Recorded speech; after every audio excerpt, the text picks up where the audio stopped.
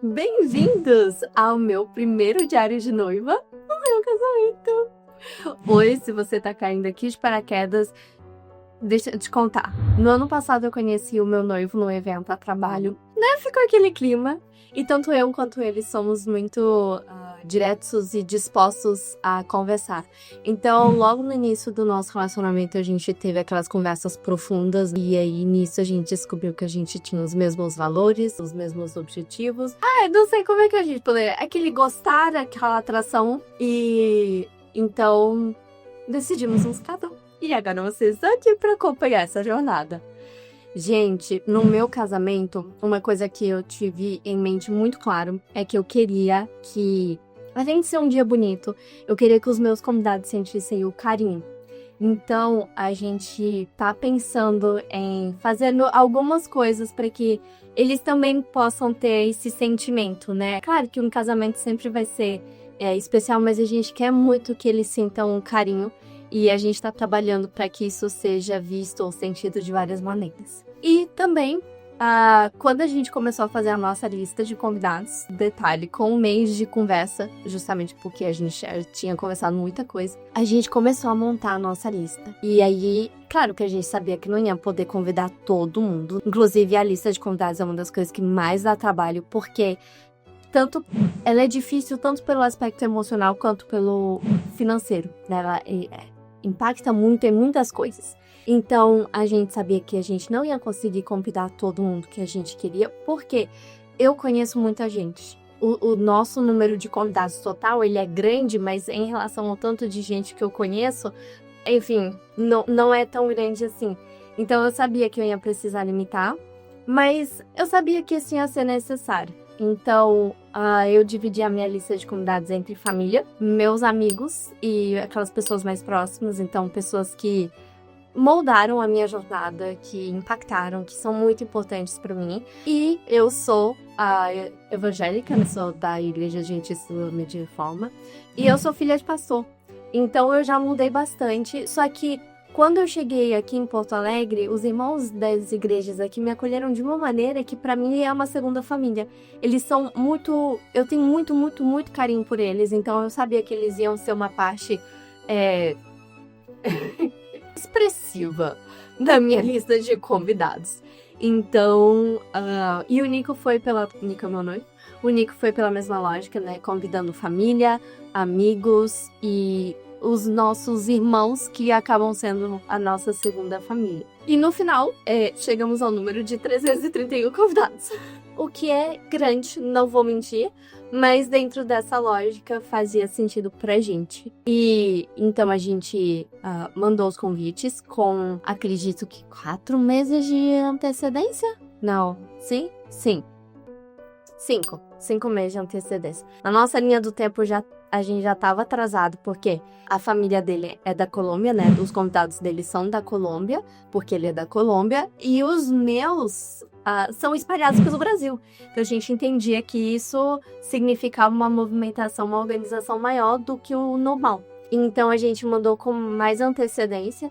E a gente fez todo um processo de confirmação, porque esse número, ele é um grande desafio para os noivos, porque você precisa priorizar pessoas queridas, né? Então, algumas vezes as noivas fazem a lista de quem elas não querem casar sem, as pessoas que elas querem muito, e as pessoas que seria muito legal ter. E aí elas conseguem administrar. Eu já tinha mais ou menos entendido quem faria parte, então não foi tão dificultoso nessa parte. Só que esse número também é importante para a questão da logística, da organização do orçamento, porque cada convidado é uma mesa, é uma cadeira, é uma hospedagem, é uma alimentação, é uma lembrancinha, é um arranjo de flores, é um prato, é muita coisa. Então, e isso impacta no orçamento.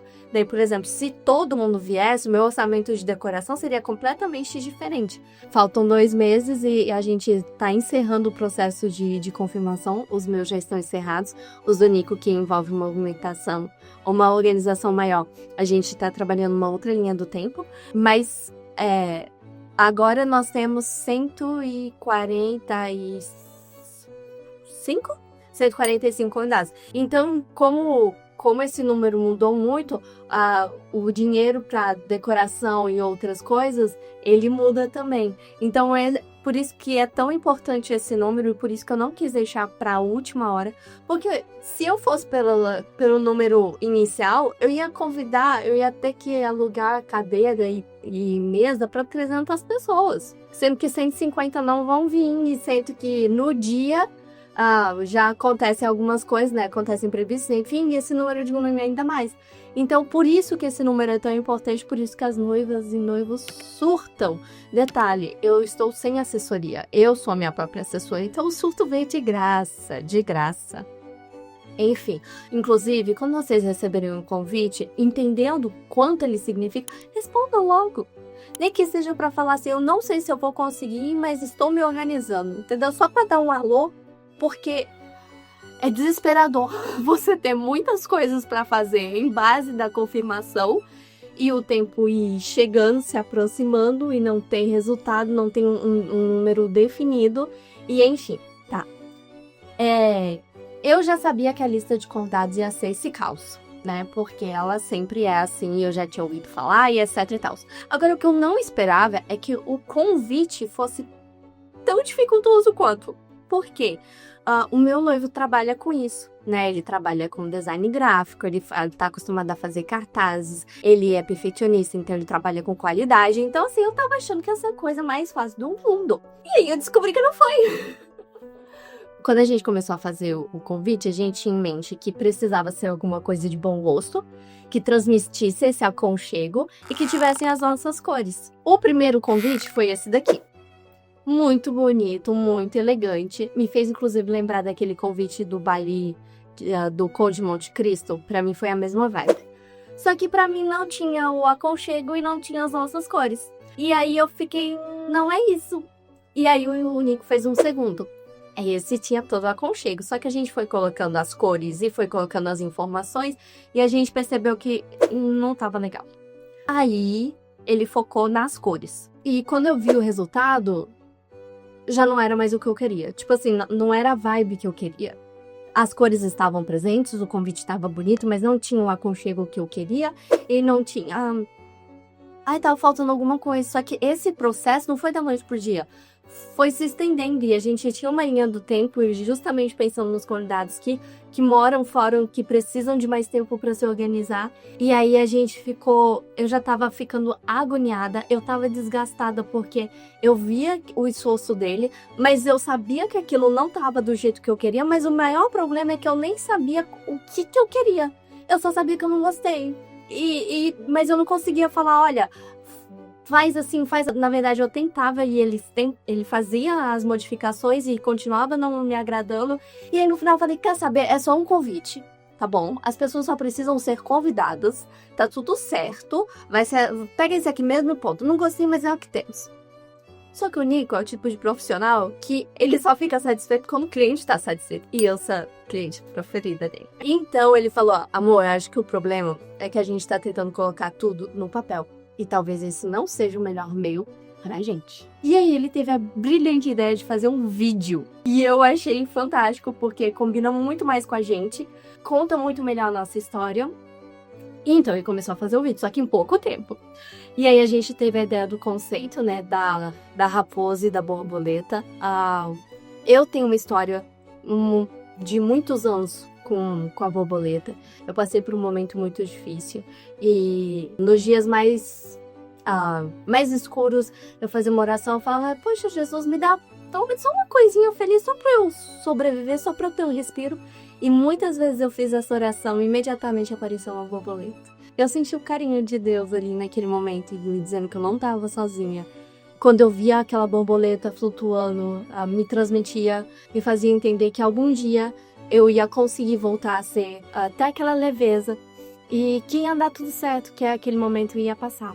E depois, com a escolha da minha profissão, eu estou estudando psicologia e me formo no final desse ano, inclusive. A borboleta tem um significado muito grande, é os maiores símbolos da psicologia por causa dessa transformação, né? Que ela sai do casulo e se torna um nido animal. E então a borboleta tem muitas coisas que me simbolizam, tem uma conexão muito grande com ela. E ele, desde muito antes de me conhecer, já usava a raposa para simbolizar como logo no trabalho dele. É um animal que ele admira muito, tem coisas que ele se identifica também.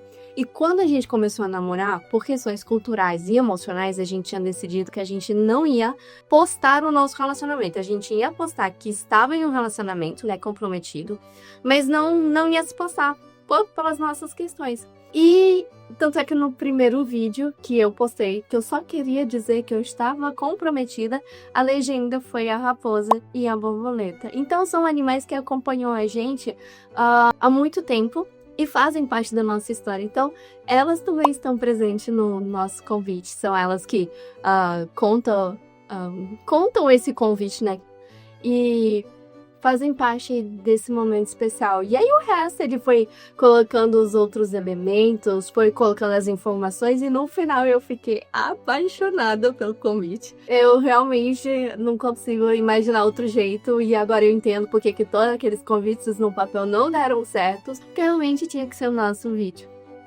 E, porque vocês fazem parte da minha jornada, vocês também vão receber nosso convite. Nesse dia aqui, enfim, não sei onde ele vai colocar, mas nesse dia aqui, vocês podem ir no meu perfil para receberem o convite. Porque, embora a gente não consegue convidar todo mundo, eu queria muito que vocês pudessem participar desse dia tão especial. Vocês fazem parte da minha jornada até aqui, e não seria nesse dia que vocês estariam fora, né?